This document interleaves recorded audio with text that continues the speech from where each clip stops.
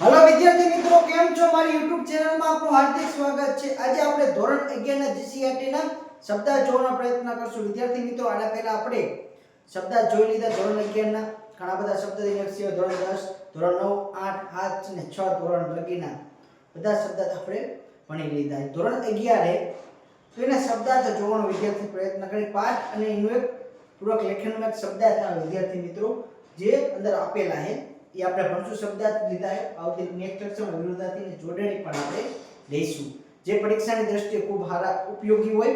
Mission CC હોય કે કોઈ પણ ગવર્નમેન્ટ એક્ઝામ હોય તેમાં ખૂબ તમને હેલ્પફુલ બનશે। આપણે શબ્દાર્થ પણ ભણશું વિદ્યાર્થી મિત્રો। તો જોડાઈ જાઓ મારા YouTube ચેનલમાં વિદ્યાર્થી મિત્રો। ખાસ કરીને જે નવા છે વિદ્યાર્થી મિત્રો લાઈક અને સબસ્ક્રાઇબ પણ કરજો અને જોડાઈ જાઓ। આપણે શરૂઆત કરીએ શબ્દાર્થ ધોરણ 11 ના મિશન સીસી અંતર્ગત ગુજરાતી શબ્દાર્થ। એ આપણો मिशन सी तो चालू है। पुस्तक दिलो जान दोस्त। विद्यार्थी मित्रों, पाठनु મને આનંદ થઈ ગયો કે પુસ્તક દિલો જાન દોસ્ત આ તમે કેળવશો વિદ્યાર્થી મિત્રો તો તમે દરિયો પાર। તમે કોઈ પણ એક્ઝામની તૈયારી કરવી હોય તો પુસ્તક દિલો જાન દોસ્ત બનાવવું જ પડશે વિદ્યાર્થી મિત્રો। તો જ તમને એક્ઝામ સક્સેસફુલ રીતે તમે સફળતા સુધી પહોંચી શકશો। પુસ્તકને મિત્ર બનાવવું જ પડે વિદ્યાર્થી મિત્રો। પાઠનું એ જ હેતુ છે। અદબ એટલે કે વિવેક અને મર્યાદા અદબ કહેવામાં આવે છે વિદ્યાર્થી મિત્રો। અદબ એટલે કે વિવેક અને મર્યાદા। મોસ્ટ ટાઈમથી અદબ એટલે વિવેક અને મર્યાદા કહેવામાં આવે છે। ઉગ્ર એટલે કે આકરું અને જબરું। ઉગ્ર એટલે શું થાય વિદ્યાર્થી મિત્રો? આકરું અને જબરું। અને આકરું અને જબરું ને ઉગ્ર કહેવામાં આવે છે વિદ્યાર્થી મિત્રો। લઈઓ એટલે કે લખવાનું કામ કરનાર વિદ્યાર્થી મિત્રો। મોસ્ટ ટાઈમથી શબ્દ સમૂહ માટે એક શબ્દમાં પૂછાય છે કે લઈઓ એટલે શું થાય? લખવાનું કામ કરનારને શું કહેવામાં આવે વિદ્યાર્થી મિત્રો? લઈઓ કહેવામાં આવે છે। ટીપણું એટલે કે પંચાંગ તળપદો શબ્દ છે। ટીપણું એટલે પંચાંગ। સ્મૃતિ એટલે કે સ્મરણ અથવા યાદ એને કહેવામાં આવે છે સ્મૃતિ। સ્મરણ અથવા યાદ એટલે પણ સ્મૃતિ થાય છે। કડાકૂટ એટલે કે માથાકૂટ। આ નકરી મારી જોડે કડાકૂટ જ કરે કે ભાવતું નથી કડાકૂટ જ કરે કહીએ ને આપણે તો કડાકૂટ એટલે કે માથાકૂટ। હવે વિદ્યાર્થી મિત્રો સમાનાર્થી વિરુદ્ધાર્થી અને જોડણી એવા શબ્દો આપેલા છે ધોરણ 11 ની બુકમાં। તો આપણે એ બધા શબ્દો ભણવાના પ્રયત્ન કરીશું। ઘણા અનેક અનાર્થી શબ્દો છે અનેકાર્થી શબ્દો છે। એક શબ્દના કેટલા બધા અર્થ થાય છે વિદ્યાર્થી મિત્રો। આમાં કોઈ પણ તમને પૂછી શકે જેમ કે અક્કલ। અક્કલ એટલે સમજ થાય, બુદ્ધિ થાય, પ્રજ્ઞા થાય, મેઘા થાય, મતિ થાય અને ધી થાય। આ બધા શબ્દો કેના છે? અક્કલના છે। સમજ થાય, બુદ્ધિ થાય, પ્રજ્ઞા થાય, મેધા થાય, મતિ થાય અને ધી થાય। બીજું કે અખિલ। વિદ્યાર્થી મિત્રો આપણે પાઠમાં જોઈ લીધેલું છે અખિલ એટલે કે આખું, અખંડ, બધું, સકલ, સમસ્ત અને સમગ્ર એટલે કે આખું। એના માટે કેટલા શબ્દો જો વિદ્યાર્થી મિત્રો? અખિલ માટે આખું, અખંડ, બધું, સકલ, સમસ્ત અને સમગ્ર બધા શબ્દો કેના માટે? અખિલ માટે। વિદ્યાર્થી મિત્રો મોસ્ટ ટાઈમથી હવેનો શબ્દ છે ખાસ કરીને એનું કારણ વિદ્યાર્થી મિત્રો અગાઉની ગૌણ સેવા પસંદગી મંડળ દ્વારા આ પ્રશ્ન પૂછાઈ ગયેલો છે। તો વિદ્યાર્થી મિત્રો એના આરે બીજો આને કન્ફ્યુઝ થાય એવો શબ્દ છે ઈ પણ આરે ભણશું વિદ્યાર્થી મિત્રો। એક અનલ રહ્યું ને અનલ વિદ્યાર્થી મિત્રો એટલે આગ, અગ્નિ, પાવક, હુતાસન, વહની અને વેશ્વાનર થાય છે। શું થાય છે? આ બધા કોના શબ્દ? અનલ। અગ્નિ થાય, આગ થાય, પાવક થાય, હુતાસન થાય, વહની થાય અને વેશ્વાનર થાય। તો વિદ્યાર્થી મિત્રો એવો શબ્દ આપણા સામે એક છે પવન। અનલ એટલે અગ્નિ થાય, હુતાસન થાય, આગ થાય, પણ અનિલ એટલે થાય વિદ્યાર્થી મિત્રો પવન થાય। યાદ રાખજો અનિલ એટલે શું થાય વિદ્યાર્થી મિત્રો? પવન થાય અને અનલ એટલે શું થાય? અગ્નિ થાય। બે કન્ફ્યુઝન કરશે વિદ્યાર્થી મિત્રો. ખાસ યાદ રાખજો, બોર્ડ સેવાની પસંદગી મંડળમાં એક માર્ક બહુ મહત્વનો હોય. અનન એટલે અગ્નિ થાય, આગ થાય, પાવક થાય, હુતાસન થાય, વહની થાય, વિસ્પાનર થાય. પણ અનિલ એટલે શું થાય વિદ્યાર્થી મિત્રો? તો પવન થાય, વાહ થાય, વાયરો થાય, વાત થાય, સમીર થાય, મરુથ થાય, માત્ર સ્વા થાય. વિદ્યાર્થી મિત્રો, આ બધા શબ્દો નવા ઘણા બધા તમે જોયા હશે કે જે તમે સાંભળ્યા ન હોય એવા શબ્દો બધા. પણ જ્યારે પરીક્ષામાં 4 ઓપ્શનમાં એવો મૂકેલો ઓપ્શન હોય કે પવન એટલું થાય, માત્ર સ્વા થાય. એટલે આવા શબ્દો હોય જેમ કે અનલ એટલે કોઈ ન ખબર હોય, પણ ઓપ્શનમાં પવન હોય અને અગ્નિ હોય. તો ખાસ ધ્યાન રાખવાનું, કન્ફ્યુઝન ન થાય. અનલ એટલે શું થાય વિદ્યાર્થી મિત્રો? અગ્નિ થાય. એવું લાગે 3-4 વાર વિદ્યાર્થી મિત્રો જોઈજો, બરોબર? ભૂલ ન થાય તમને. બીજું કે અતિથિ. વિદ્યાર્થી મિત્રો, અતિથિમાં ખાસ જોડણી જોઈજો વિદ્યાર્થી મિત્રો. અતિથિની જોડણી ખૂબ મોસ્ટ આઈએમપી છે. અતિથિ એટલે કે મહેમાન, અભ્યંગત ને પરોણો. વિદ્યાર્થી મિત્રો, પરોણો, અભ્યંગત, મહેમાન એટલે અતિથિ થાય છે. અમૃત એટલે વિદ્યાર્થી મિત્રો અમી, પિયુષ અને સુધા. એટલે શું થાય? અમૃત થાય. અમી, પિયુષ અને સુધા. અમૃતનો વિરોધી ઝેર થાય. ખાસ યાદ રાખજો. અરજ એટલે શું થાય વિદ્યાર્થી મિત્રો? વિનંતી થાય, અરજી થાય, અનુનય થાય, વિજ્ઞપ્તિ થાય અને વિનવણી થાય. આ બધા શબ્દો અરજના છે. બીજું અંધકાર એટલે કે અંધારું, તમસ, તિમિર અને તમિસ્ત્ર. આ બધા શબ્દો કેના છે? અંધકારના છે વિદ્યાર્થી મિત્રો. આ પણ મોસ્ટ ટાઈમ કે તમસ પૂછી જાય, તિમિર પૂછાઈ જાય, અંધકાર એટલે. બીજું વિદ્યાર્થી મિત્રો આકાશ.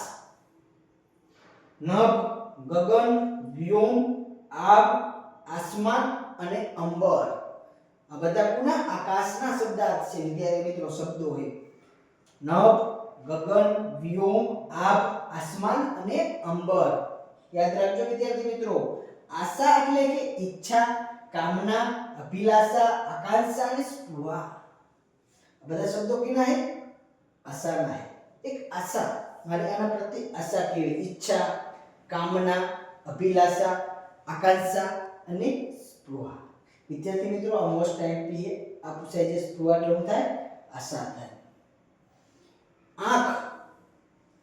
આંખ એટલે નયન, ચક્ષુ, દંગ, લોચન, નેત્ર, નેન અને અક્ષ. આ બધા કોના શબ્દો વિદ્યાર્થી મિત્રો? આંખના. યાદ રાખજો.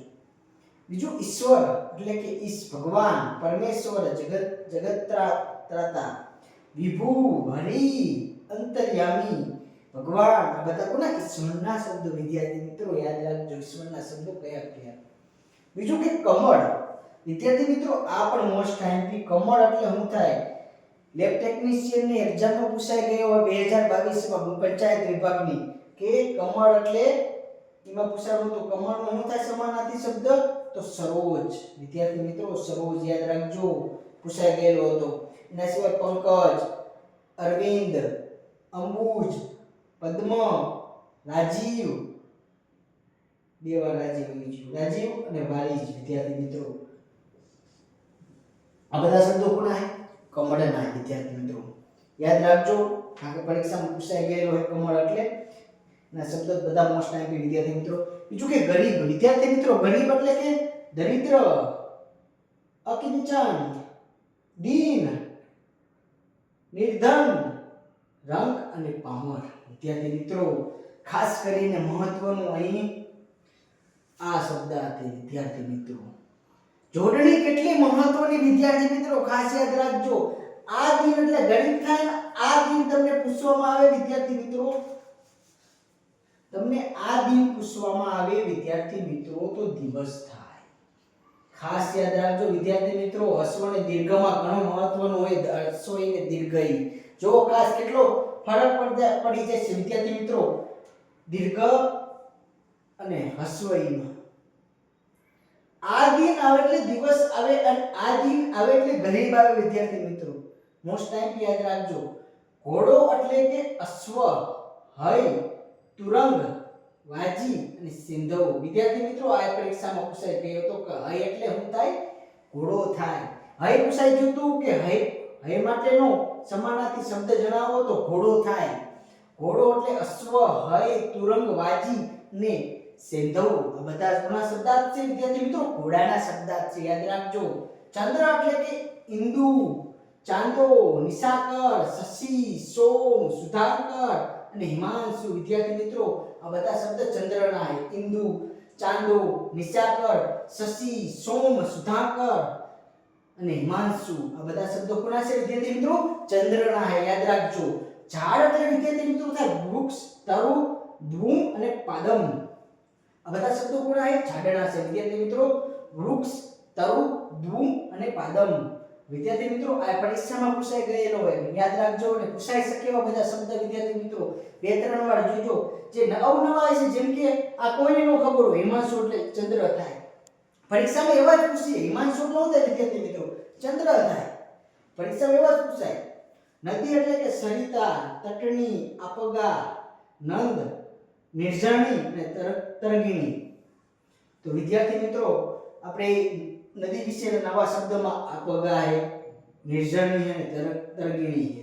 આ બધા નવા શબ્દો વિદ્યાર્થી મિત્રો પરીક્ષામાં પૂછાઈ શકે કે નદીના શબ્દાર્થમાં કયો નથી, નીચેનામાંથી કયો છે. ત્રણ આપેલા હોય, એક નવો હોય, તો તાણે આ બધા અનેકાર્થીમાંથી નથી પરીક્ષાવાળા શબ્દાર્થ કાઢતા હોય વિદ્યાર્થી મિત્રો.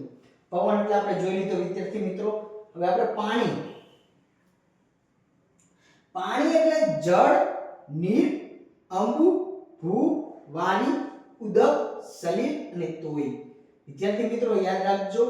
જળ, નીર, અંબુ, ભૂ, વારી, ઉદક, સલીલ અને તોય.